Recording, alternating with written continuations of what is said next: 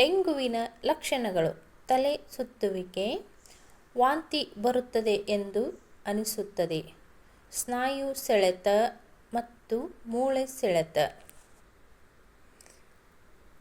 ಅತಿಯಾದ ಕಣ್ಣು ಉರಿಯುವುದು, ಚರ್ಮದ ಮೇಲೆ ಸಣ್ಣ ಸಣ್ಣ ಗುಳ್ಳೆಗಳು ಆಗುತ್ತವೆ, ಮನಸ್ಸಲ್ಲಿ ಚೈತನ್ಯ ಇಲ್ಲದಿರುವುದು. ಇವುಗಳು ಡೆಂಗುವಿನ ಲಕ್ಷಣಗಳು ಆಗಿರುತ್ತವೆ.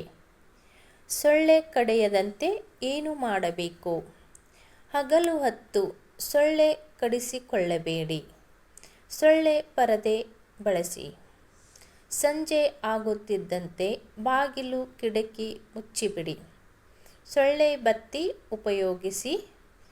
ಮನೆಯ ಸುತ್ತಮುತ್ತಲೂ ಕಸದ ರಾಶಿ ಹಾಕಬೇಡಿ. ತೆಂಗಿನ ಚಿಪ್ಪು, ಖಾಲಿ ಬಾಟಲ್, ಟಯರ್ಗಳು, ಪ್ಲಾಸ್ಟಿಕ್ ಸಾಮಾನುಗಳು ಎಸೆಯಬೇಡಿ. ಡೆಂಗು ಬರದಂತೆ ಮುನ್ನೆಚ್ಚರಿಕೆ ವಹಿಸಿ. ನಮ್ಮ ಚಾನಲ್ಗೆ ಸಪೋರ್ಟ್ ಮಾಡಿ, ಸಬ್ಸ್ಕ್ರೈಬ್ ಮಾಡ್ಕೊಳ್ಳಿ. ಎಲ್ಲರಿಗೂ ನಮಸ್ಕಾರ.